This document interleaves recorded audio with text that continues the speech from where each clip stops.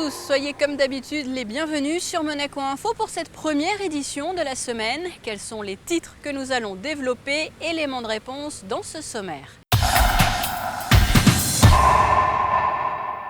Les journées européennes du patrimoine en principauté auront lieu dans quelques semaines. En France, elles viennent d'être organisées. Son Altesse Sérénissime, le Prince Albert II, a d'ailleurs été invité dans ce cadre par le Premier ministre Manuel Valls à Paris. Il s'agit d'un événement à l'échelle européenne également, la Semaine de la mobilité. Plusieurs ateliers ont été proposés du côté de l'esplanade du Larvoto. Ce début de semaine a été marqué par la 6e marche Alzheimer avec pour objectif bien sûr de sensibiliser la population à cette maladie. Et à l'issue de cette édition, n'oubliez pas votre magazine Actu Sport. Prenons donc pour débuter la direction de la capitale française et plus particulièrement celle de l'hôtel Matignon puisqu'une exposition est proposée sur place. Elle a été organisée par les équipes de ce lieu mais également par les équipes du Palais Princier. Manuel Valls a d'ailleurs tout naturellement invité son Altesse Sérénissime le Prince Albert II, le souverain qui était donc sur place samedi. Reportage signé Fabien Bonilla et Serge Prémont.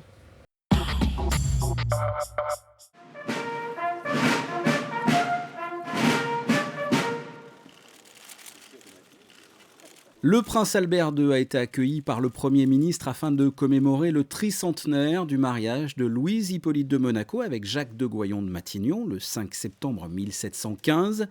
Jacques IV de Matignon adopte le nom et les armes des Grimaldi. Il devient souverain de Monaco sous le nom de Jacques Ier en 1731 à la mort de son épouse.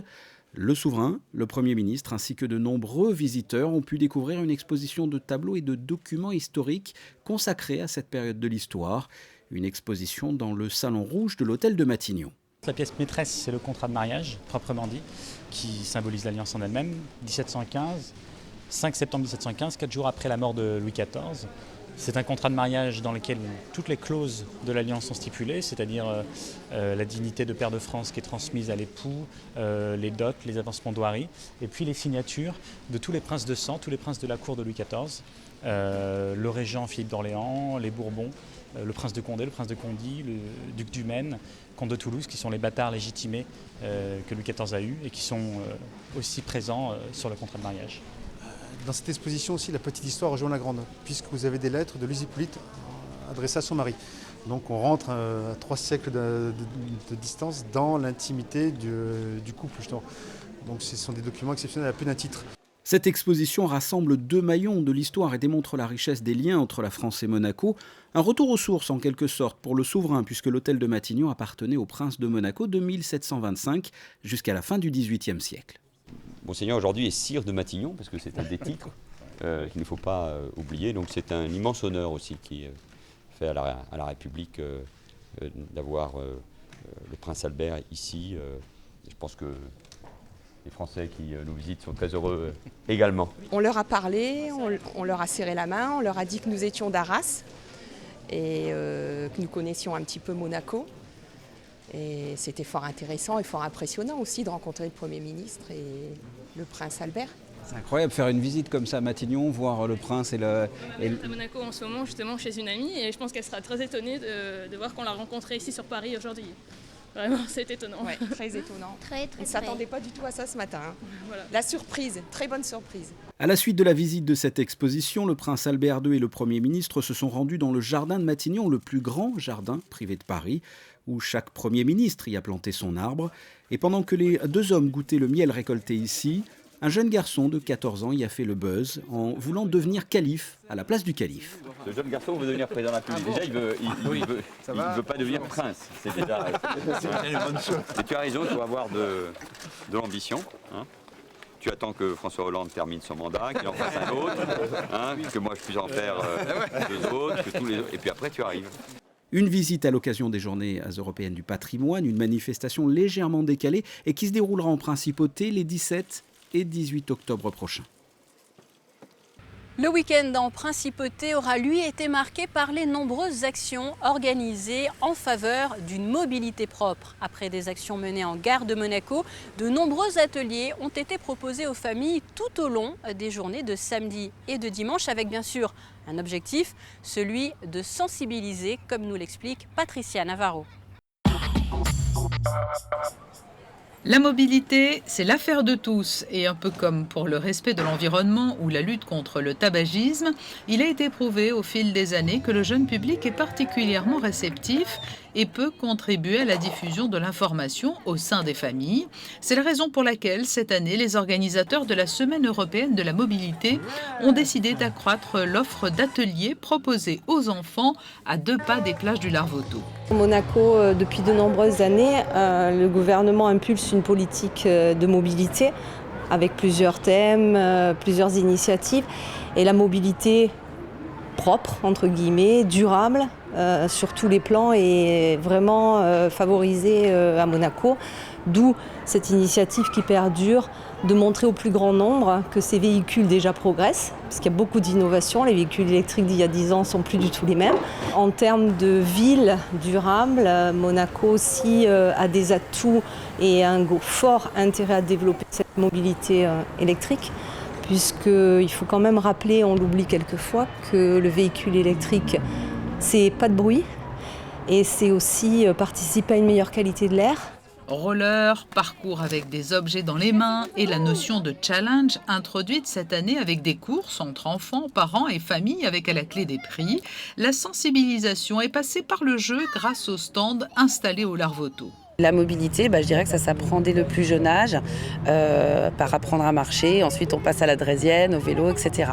Donc là, ici, c'est notre objectif, apprendre aux enfants finalement ce qu'est la mobilité et aussi la mobilité dans la ville intelligente. Puisque vous le savez, donc Monaco est aussi dans une démarche de ville intelligente. Et c'est le savoir vivre ensemble, c'est le respect des autres. Et voilà, c'est ce qu'on a voulu créer autour de cet événement. Des concessionnaires de véhicules électriques avaient également fait le déplacement pour présenter leur gamme. Le clou du spectacle restant une démonstration de vélo acrobatique le long de l'avenue Princesse Grasse, fermée pour l'occasion aux voitures afin de laisser la place aux vélos. Les familles se sont d'ailleurs rapidement emparées de cette piste cyclable improvisée à la faveur d'une très belle journée de septembre. Suite de nos reportages sur l'actualité monégasque, vous avez peut-être participé à la marche organisée par l'association monégasque pour la recherche sur la maladie d'Alzheimer. Une marche organisée dans le cadre de la journée mondiale qui était dédiée ce lundi à cette maladie. Dominique Poulain vous livre plus de détails dans ce reportage. La 6e édition de la marche contre la maladie d'Alzheimer a été couronnée de succès. Plusieurs centaines de marcheurs ont pris part à l'événement à l'appel de l'AMPA, l'association monégasque pour la recherche sur la maladie d'Alzheimer. Autour du ministre d'État Michel Roger et de nombreuses personnalités ainsi que des représentants des différentes institutions de la principauté, les participants se sont rassemblés place du Palais. Cette action symbolique, organisée en partenariat avec la direction de l'éducation, la jeunesse et des sports, a pour objectif de sensibiliser la population et surtout les enfants à cette maladie et de rappeler que l'entretien de relations sociales riches est un moyen de retarder les symptômes de la maladie. Je voulais insister sur 3 points. Le premier, c'est la bienveillance et la gentillesse avec leur famille, dans leur famille où ils ont des malades d'Alzheimer. Parce que ces malades, ils sont un petit peu déroutés quelquefois. Et voilà, donc les enfants, ils doivent rire avec eux, ils doivent dépasser ces barrières de maladie. Il faut qu'ils pensent que tous ces symptômes qu'ils ont, ça provient de la maladie. Donc être prêt, être gentil, être affectueux. Parmi les participants, 500 collégiens et lycéens avec la casquette aux couleurs de l'AMPA. D'autres ont préféré revêtir le t-shirt avec le logo symbolisant un hippocampe qui n'est autre que le nom de la partie du cerveau touchée par l'Alzheimer. C'est quand même très intéressant et ludique de participer à des événements comme ça parce que ça nous initie à ce genre de maladies qui peuvent nous arriver et qui peuvent arriver aux gens qu'on connaît. Il ne faut pas prendre ça à la légère. Oui, c'est une maladie qui fait qu'on oublie on oublie des choses comme la famille. L'Alzheimer, c'est une maladie grave et donc je pense à toutes les familles. Pour la même raison que tous les autres, je pense. Voilà, soutenir Alzheimer, sensibiliser les gens à cette maladie qui est incurable pour le moment. Partis de la place du Palais, les marcheurs ont rejoint le Fort Antoine en passant par la rampe Major, la place d'Armes, la rue Caroline ou encore le port Hercule. Une marche très utile pour prévenir les troubles de type Alzheimer, les pertes d'équilibre et la mémoire vacillante. Une maladie susceptible de toucher tout le monde. On voit autour de nous, dans notre entourage, nous avons tous des gens que nous connaissons qui sont atteints par cette maladie. Et nous savons aussi que c'est une épreuve terrible pour le malade, mais également pour la famille, pour tous ceux et celles qui sont autour et qui portent comme ils peuvent cette souffrance. En France, plus de 800 000 personnes sont touchées par l'Alzheimer. À Monaco, le nombre de malades est estimé à 550. L'occasion pour l'AMPA de rappeler aussi qu'une activité physique ou intellectuelle régulière a une action à la fois préventive et thérapeutique dans cette maladie. Il faut limiter les facteurs de risque. Et ces enfants qui sont venus aujourd'hui, je voulais leur dire qu'il faut qu'ils structurent leur cerveau déjà maintenant. Parce qu'il faut apprendre par cœur. Ce sont des techniques pour que le cerveau soit plus performant, et ce, tout au long de sa vie. Voilà, donc il faut apprendre des récitations, et ça, je trouve que c'est très important. Apprendre des récitations, des textes par cœur, et ça donne les bons rouages dans le cerveau pour rester longtemps en forme. Malgré de nombreuses recherches ces dernières années, il n'existe pas de traitement susceptible de guérir l'Alzheimer, mais seulement des traitements permettant d'atténuer ou de retarder certains symptômes. Depuis 6 ans, l'AMPA se bat sur plusieurs fronts: soutenir la recherche, favoriser les rencontres scientifiques et encourager les partenariats.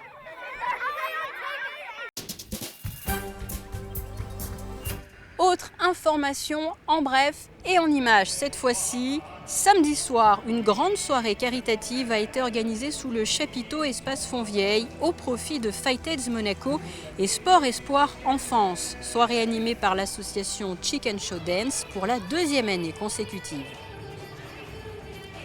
Et pendant ce temps-là, quasiment au même moment, une autre soirée avait lieu, elle, sur la scène de l'Opéra Garnier. Le concert du guitariste britannique Steve Hackett. Steve Hackett qui, les amateurs doivent le savoir, était l'un des guitaristes du groupe Genesis.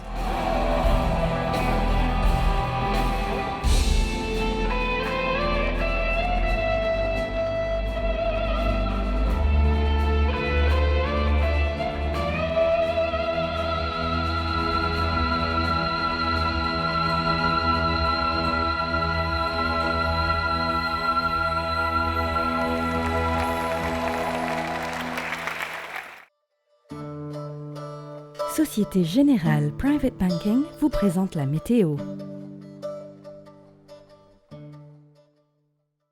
Voilà, et après cette note musicale, passons à présent à vos prévisions météo. Mardi, changement de temps de faible intensité pour le premier jour de l'automne. Soleil le matin, ciel partiellement nuageux en cours de journée, comptez de 18 à 25 degrés. Mercredi, des nuages le matin sans mauvais temps. Jeudi, un temps sec, ciel bleu et de rares nuages, des températures proches des normales. Et puis vendredi, une belle journée calme et un temps assez chaud. Fin de cette édition, merci à vous de l'avoir suivi. Coupe du monde de rugby oblige. Il est bien sûr très largement question de ballon ovale en ce moment, mais les autres disciplines ont aussi été à l'honneur tout au long de ce week-end en principauté. Frédéric Elion vous en dit plus dans le mag Actu Sport.